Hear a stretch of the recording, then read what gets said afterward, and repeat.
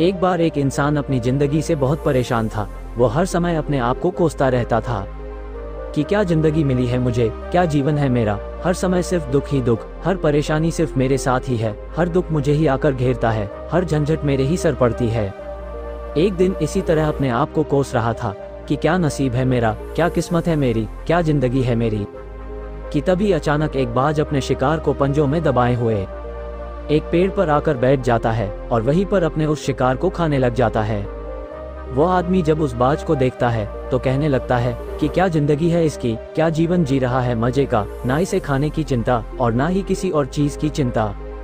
ये तो बस शिकार करता है और मस्त खुली हवाओं में मजे से उड़ता है, कभी इधर घूमता है तो कभी उधर घूमता है। ये तो बस सारे दिन आसमान में उड़ता रहता है, असल जिंदगी तो यही है, जीवन तो ये जी रहा है। और फिर वो आसमान की तरफ देखकर जोर जोर से चिल्लाता है कि काश मैं भी एक बाज होता तो मुझे भी कोई दुख ना होता, मुझे भी कोई परेशानी ना होती। जब वो 2 से 3 बार जोर जोर से चिल्लाता है कि काश मैं भी एक बाज होता तो मुझे भी कोई दुख ना होता, मुझे भी कोई परेशानी ना होती, तो अचानक आसमान में बिजली कड़कने लग जाती है और आसमान से आवाज आती है कि हे इंसान, क्या हमने ये सच सुना कि तू हमारी दी हुई जिंदगी से परेशान है और तू एक बाज बनना चाहता है। तो इस आकाशवाणी को सुनकर वो व्यक्ति हैरान रह जाता है और आसमान की तरफ देखकर कहता है कि हाँ, मैं सच में अपनी इस जिंदगी से बहुत परेशान हूँ, क्योंकि हर परेशानी मेरे साथ ही है, हर दुख मुझे ही है, हर तकलीफ मेरे ही साथ है। तो आसमान से फिर आवाज आती है कि हे इंसान, एक बार फिर सोच ले, हमने तुझे बहुत प्यारी जिंदगी दी है, लेकिन अगर फिर भी तू चाहता है कि हम तुझे बाज बना दें तो हम तुझे बाज बना देंगे, लेकिन अगर एक बार हमने तुझे बाज बना दिया तो फिर हम तुझे बाज से इंसान दोबारा नहीं बनाएंगे।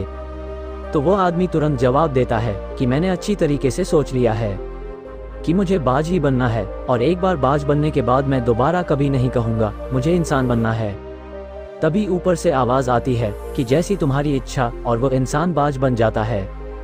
बाज बनते ही वो इंसान खुली हवाओं में उड़ जाता है, कभी उड़ता हुआ इधर चला जाता है तो कभी उड़ता हुआ उधर चला जाता है, और सोचता है क्या मजे की जिंदगी है, असल जिंदगी तो यही है, ना कोई चिंता, ना कोई परेशानी, ना कोई डर, बस सारा दिन ऊंचे आसमान में उड़ते रहो। 2-3 मिनट पंख मारता है, उसके बाद पंख मारना बंद कर देता है और लंबे समय तक हवाओं में उड़ता रहता है। इसी तरह हवाओं में तैरते हुए शाम का समय नजदीक आने लगता है तो वह सोचता है कि मेरे पास रहने का एक ठिकाना भी होना चाहिए, मेरा अपना एक घर होना चाहिए जहां मैं रात को आराम कर सकूं। तो ये सोचकर वह छोटी छोटी लकड़ियां इकट्ठा करने लग जाता है और एक ऊंचे पेड़ पर अपना एक घोंसला बनाने लग जाता है। एक एक लकड़ियां इकट्ठा करके वो अपने लिए एक सुंदर सा घोंसला तैयार कर लेता है और रात में उसी में सो जाता है और सोचता है सुबह उठकर शिकार भी करूंगा और सुबह उठकर फिर से मौज मस्ती भी करूंगा, खुली हवाओं में उड़ूंगा। सुबह होते ही वो शिकार की तलाश में निकल जाता है, हवाओं में उड़ता रहता है, ऊपर से जाकर देखता है कि कहीं जमीन में मुझे कोई शिकार नजर आ जाए तो मैं तुरंत जाकर उसे दबोच लूं और वहीं पर खा लूं। लेकिन उसे कोई शिकार नजर नहीं आता। काफी समय बीत जाता है, वो लगातार ऊंचाई से शिकार को ढूंढता रहता है लेकिन उसे कोई शिकार नहीं मिलता। फिर पास ही एक जंगल होता है, वो उस जंगल में चला जाता है ये सोचकर कि शायद उसे वहां कोई अच्छा सा शिकार मिल जाए। बाज उस जंगल के ऊपर उड़कर शिकार को ढूंढता रहता है, जंगल के अंदर जाकर भी शिकार को ढूंढता है लेकिन इसे वहां भी कोई शिकार नहीं मिलता। शाम का समय नजदीक आ जाता है तो मायूस होकर वह वापस अपने घोंसले की तरफ लौट रहा होता है कि रास्ते पर थककर एक पेड़ के ऊपर बैठ जाता है। जब वो उस पेड़ के ऊपर बैठा होता है तो उसकी नजर एक बीमार चिड़िया पर पड़ती है जो कि घायल अवस्था में होती है। बाज उसे तुरंत जाकर उसे दबोच लेता है, उसके पंख निकालकर अलग कर देता है और उसे खा जाता है। उस चिड़िया को खाने के बाद वो अपने घोंसले की तरफ उड़ जाता है और रास्ते में सोचता है कि चलो बीमार चिड़िया ही सही, लेकिन कुछ खाने को तो मिला। वो अपने घोंसले पर पहुंचकर आराम करने लगता है और सोचता है सुबह एक अच्छा सा शिकार पकड़ लूंगा और अपनी भूख मिटा लूंगा। जैसे ही सुबह का प्रकाश होता है बाज निकल पड़ता है अपने शिकार की तलाश में। हवा में उड़ता रहता है लेकिन आज फिर कोई शिकार उसके हाथ नहीं आता। काफी समय बीत जाता है, यह ऊंचाइयों पर जाकर अपनी तेज नजरों से शिकार को ढूंढने की पूरी कोशिश करता है लेकिन उसे कोई भी शिकार नजर नहीं आता। फिर यह पास के उस जंगल में चला जाता है लेकिन इसे वहां भी कोई शिकार नहीं मिलता। इसी प्रकार पूरे दिन उड़ते उड़ते शाम का समय नजदीक आ जाता है तो वह निराश होकर वापस लौटने लगता है और रास्ते में एक पेड़ पर आकर बैठ जाता है। और सोचता है शायद आज फिर कोई बीमार चिड़िया मेरा इंतजार कर रही हो। लेकिन हर बार किस्मत मेहरबान थोड़ी होती है, आज उसे कोई भी बीमार चिड़िया नहीं मिलती। वो थक हार कर वापस अपने घोंसले की तरफ चल पड़ता है और घोंसले पर पहुंचकर भूखा प्यासा ही सो जाता है और सोचता है कि कल सुबह एक बड़ा सा शिकार पकड़ूंगा और आज की भूख भी मिटा लूंगा। रात को अपने घोंसले में सोया होता है, गहरी नींद में होता है कि तभी एक भयानक तूफान आता है। इस तूफान की हवा इतनी तेज होती है कि इसके घोंसले को उड़ाकर एक जगह फेंकती है और उसे कहीं दूर दूसरी जगह फेंकती है। तो जहां ये गिरता है तो वहां नीचे एक नोकदार लकड़ी पड़ी होती है जो इसके पंजों में गड़ जाती है और इसे बुरी तरह घायल कर देती है। तूफान के रुकने के बाद बारिश शुरू हो जाती है। तेज बारिश होती रहती है पर यह किसी तरह से पेड़ों के नीचे छुपकर बैठा रहता है। बड़ी मुश्किल से उसकी रात कटती है। जब सुबह होती है तो बारिश रुक जाती है। बारिश के रुकते ही चारों तरफ खुशियां छा जाती है, चारों तरफ हरियाली छा जाती है, नदियां और झरने तेजी से बहने लगते हैं। सब कुछ फिर से पहले की तरह हो जाता है, लेकिन ये बाज अब पहले की तरह नहीं रहा। इसका पांव बुरी तरह घायल हो चुका है।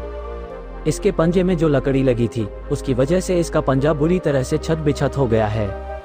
और मैं आपको बता दूं कि बाज का जो पंजा होता है वो उसके शिकार को पकड़ने के लिए सबसे ज्यादा जरूरी होता है, क्योंकि बाज अपने पंजों से ही अपने शिकार को पकड़ता है और फिर अपनी चोंच के माध्यम से नोच नोच कर खाता है। लेकिन अब इस बाज का पंजा बुरी तरह से घायल हो चुका था और वो पिछले 2 दिनों से भूखा भी था। वो बाज शिकार की खोज में थोड़ा सा उड़ता है कि शायद फिर कहीं कोई बीमार चिड़िया उसे मिल जाए, लेकिन कहाँ बार बार कोई बीमार चिड़िया उसे मिलने वाली थी। वो कुछ देर तक उड़ता है लेकिन फिर भूख और दर्द के मारे थककर एक पेड़ पर आकर बैठ जाता है। वो पेड़ पर आकर बैठ तो जाता है, लेकिन उसे पता नहीं था कि यहाँ एक और मुसीबत उसका इंतजार कर रही है। और वो मुसीबत ये थी कि 8-10 कौओं का एक झुंड मिलकर इसे परेशान करने लग जाते हैं। उसके ऊपर चढ़कर उसके घाव में चोंच मारने लगते हैं। उन्हें भी पता चल जाता है कि यह बाज घायल है और मुंह की वजह से कमजोर भी है। ये बाज उनसे बचने के लिए थोड़ा सा उड़ता है और फिर जाकर बैठ जाता है। उनसे पीछा छुड़ाने का प्रयास करता है, लेकिन वो फिर उसके पीछे आ जाते हैं तो या फिर उड़कर थोड़ी दूर चला जाता है, लेकिन वो फिर भी उसका पीछा नहीं छोड़ते और बार बार उसके पास आकर उसके घाव में चोंच मारते और उसे परेशान करते। कौवे अक्सर बाज के साथ ऐसा करते हैं, लेकिन फिर बाज भी उनके साथ एक खेल खेलता है। जब कौवों का झुंड बाज को परेशान करता है और उसका पीछा नहीं छोड़ता तो बाज हवा में सीधी उड़ान भरने लग जाता है। वो तेजी से सीधा ऊपर की ओर उड़ने लग जाता है।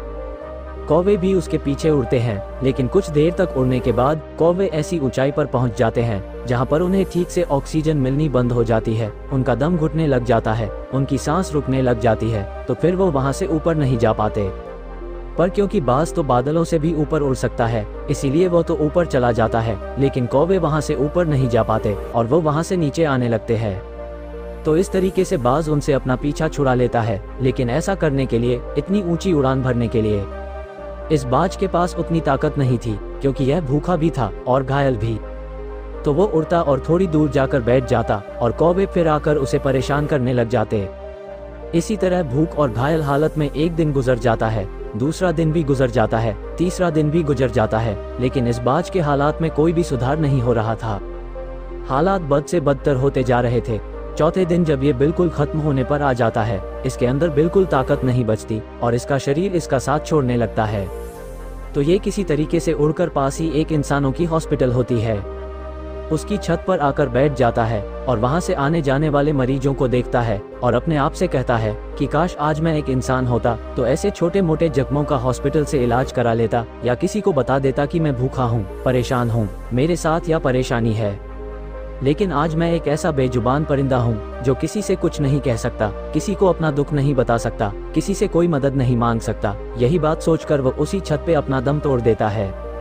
वो अपनी जान की कुर्बानी तो दे जाता है, लेकिन साथ ही साथ हमें ये सीख भी दे जाता है कि आपको जैसा बनाया गया है, आप जैसे भी हो उसी में खुश रहो और उसी में बेहतर करने की कोशिश करते रहो, ना कि किसी बात से परेशान रहो कि काश मैं ऐसा होता, कि काश मैं वैसा होता, कि काश मैं ये बन जाऊं। आपको जैसा भी बनाया गया है, आप उसी में अपना सर्वश्रेष्ठ करने का प्रयास करते रहो।